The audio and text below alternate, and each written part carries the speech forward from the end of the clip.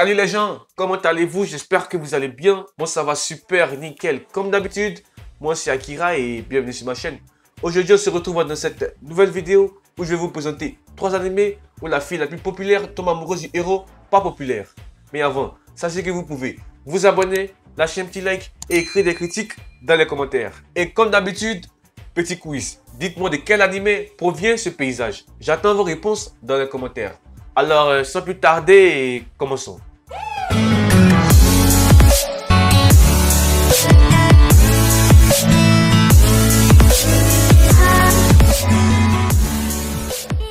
Dans le premier animé, nous suivons Kal-El, Albus et sa sœur adoptive Ariel, qui ont tous deux été sélectionnés pour intégrer une prestigieuse école d'aviation située sur Isla, le continent volant.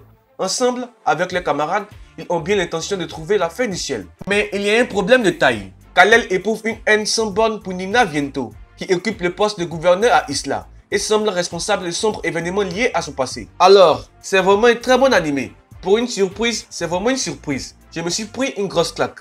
L'histoire est classique, mais traitée d'une façon très efficace. Les retournements de situation sont aussi très classiques, mais font leur effet. L'émotion est là pendant presque les 13 épisodes. On peut passer des rires aux larmes d'un épisode à l'autre. Les personnages sont tout aussi très attachants. Il y a des bonnes scènes d'humour, surtout au début, mais je m'arrête là pour éviter les spoils. En tout cas, cet animé vaut le coup. Il a actuellement une saison de 13 épisodes et a pour genre aventure, drame, fantasy, romance et a pour thème aviation, guerre et militaire.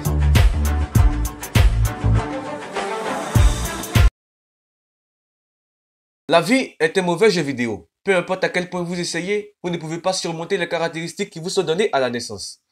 Ça, c'est la façon de penser de notre protagoniste Tomozaki Fumiya, qui se considère comme étant au plus bas de la société. Sa seule fierté réside dans le nom Nanashi, celui qu'il utilise pour le jeu vidéo nommé À ta famille, où il détient le titre du numéro 1 japonais. Cependant, lorsqu'il rencontre la deuxième meilleure joueuse japonaise, sa position est contestée, et il se demande finalement si la vie est réellement le meilleur des jeux. Alors, j'ai vraiment kiffé cet animé. Il propose des leçons de vie à un protagoniste asocial qui perçoit négativement la vraie vie. Et il y a ce concept du jeu de la vie qui est vraiment intéressant dans cet animé. Nos deux protagonistes ont des règles de vie bien précises. L'un est le numéro 1 japonais d'un jeu vidéo et l'autre est la numéro 2. Et on suit l'évolution de leur relation. C'est vraiment un animé que je recommande. Vous devez aller le voir. Il a actuellement une saison de 12 épisodes et a pour genre comédie, drame, romance, school life et a pour thème école, jeux vidéo et quotidien.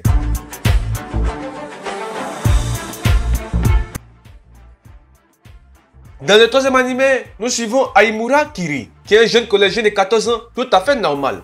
Enfin, presque. Parce qu'il est obsédé par la coupe de cheveux des gens. Voilà quoi. Chacun ses délires, on ne juge pas. Un jour, il fait la rencontre d'une élève qui ne peut pas couper ses cheveux à cause d'une malédiction qu'elle a subie. Il découvre alors par hasard que ses ciseaux ont la capacité de couper n'importe quoi. Mais malheureusement pour lui, il va être entraîné dans un jeu dont l'unique but est de tuer la reine à la longue chevelure. Je sais pas pourquoi, mais ça me fait rire. Bref. Et en plus de cela, tous les joueurs participant à ce jeu ont tous un objet maudit capable de tuer. Alors, je vais pas vous mentir, ce n'est pas un animé que je vais regarder.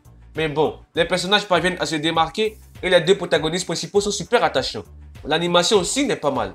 Ce n'est pas un mauvais animé en soi, mais il n'atteint pas les bonnes sensations du début de la série. Le Eki est présent, mais pas tant que ça. Il semble être ajouté au hasard pour donner une touche supplémentaire à l'histoire, ainsi qu'un peu d'harem. L'intrigue de l'anime n'a pas vraiment de conclusion, mais je doute que d'autres adaptations animées soient réalisées pour une deuxième saison. En tout cas, c'est un animé que vous pouvez aller voir. C'est chill et sans prise de tête. Il a actuellement une saison de 13 épisodes et a pour genre action, fantastique, mystère, romance et pour thème survival game. Et voilà, la vidéo est terminée. Merci d'avoir regardé la vidéo jusque là. Pour ceux qui l'ont fait, vous êtes vraiment la bosse. N'hésitez pas à vous abonner, à lâcher un petit like et écrire des critiques dans les commentaires. N'hésitez pas aussi à aller me suivre sur Instagram. Je mettrai tout ce qu'il y a à savoir sur cette chaîne. Alors, c'était Akira. Merci d'avoir regardé la vidéo jusque là. Et allez, ciao.